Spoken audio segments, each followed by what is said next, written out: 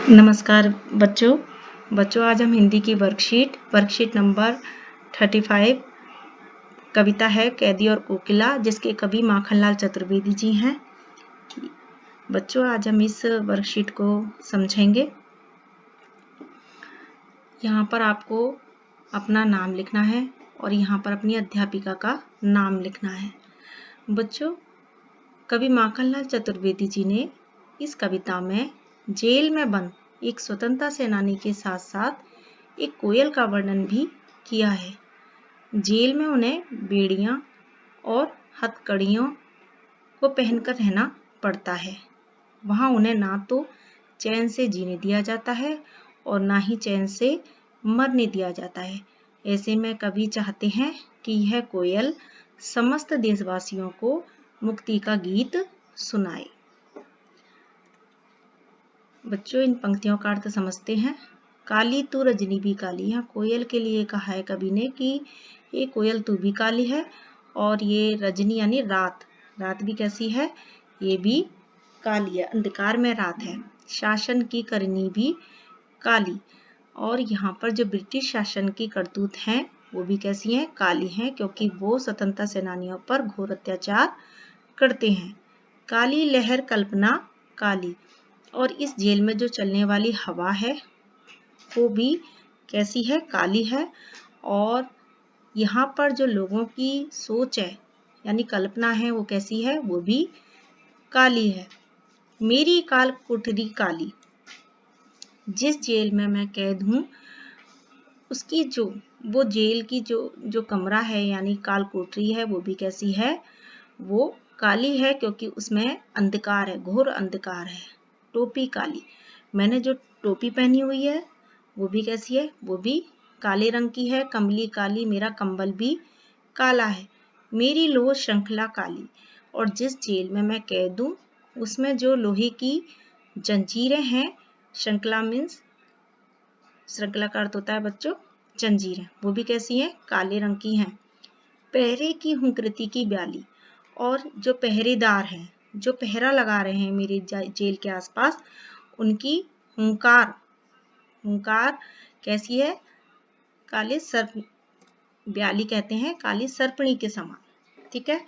तिस पर है गाली ए आली ही सकी, वो जो पहरेदार जो हुंकार दे रहे हैं वो सर्पणी के समान है, और उनके मुंह पर हमारे लिए क्या है, अपशब्द यानी गालियां हैं। ऐसे काले संकट सागर पर मरने की मधमाती, इस काले संकट यानी यहाँ पर कोयल के लिए कहा है कि तू आधी रात में ही कोयल कारागार के ऊपर मंडराकर अपनी मधुर आवाज में क्यों गीत गा रही हो? क्या तुम इस संकट में खुद को इसलिए ले आई हो कि तुमने मरने की ठान ली है? कोकिल बोलो तो, कोयल बोलो तो, अपने चमकीले गीतों को क्यों कर हो तैराती।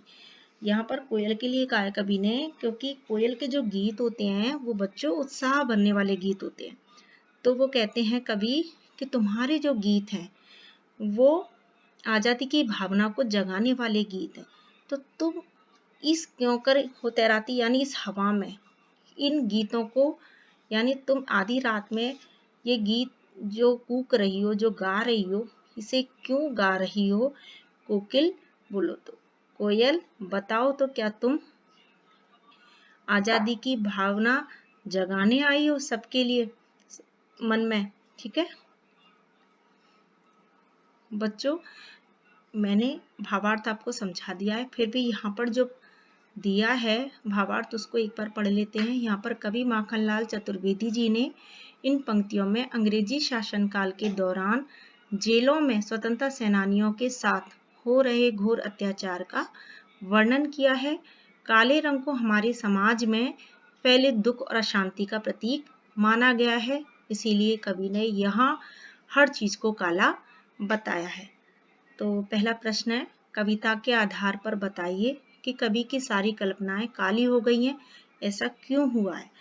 तो यहाँ पर पहले प्रश्न का उत्तर हम ये लिखेंगे कि कवि की सारी कल्पनाएं काली हो गई हैं। क्यों? क्योंकि कवि के चारों तरफ काले रंग और वस्तुओं का वातावरण है, इसीलिए कवि की सारी कल्पनाएं भी काली हो गई हैं।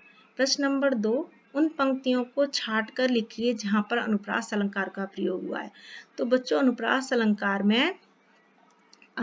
अलंकार में वर्ण की आवृत्ति होती है, एक ही वर्ण की आवृत्ति बार बार होती है, तो वहां अनुप्रास अलंकार होता है। तो इस कविता में जो पंक्तियां आई हैं वो ये हैं कि मेरी काल कोठरी काली, टोपी काली, कमली काली। यहाँ पर देखिए का वर्ण की आवृत्ति आपको सुनाई दे रही होगी और दिखाई भी दे रही है। तो ये कौन सा अलंकार है बच्चों? ये अनुप्रास अलंकार है। तो ये पंक्तियां आपको लिखनी है।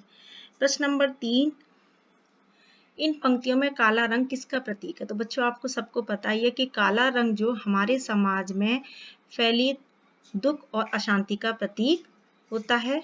तो इसका उत्तर यह होगा कि दुख और अशांति का ये प्रतीक है। कवि जेल में अन्य पक्षियों की आवाज भी सुनता होगा, लेकिन उन्होंने कोयल की ही बात क्यों की है? तो इसका उत्तर लिखेंगे, कवि ने कोयल के भिन्न स्वर के कारण यहाँ कोकिला की ही बात की है। कोयल वैसे भी रात को नहीं बोलती, उसका इस प्रकार बोलना कवि को अंदर तक छू लेता है, अतः रात को उसका इस प्रकार पुकारना किसी संकट का प्रतीक है। धन्यवाद बच्चों।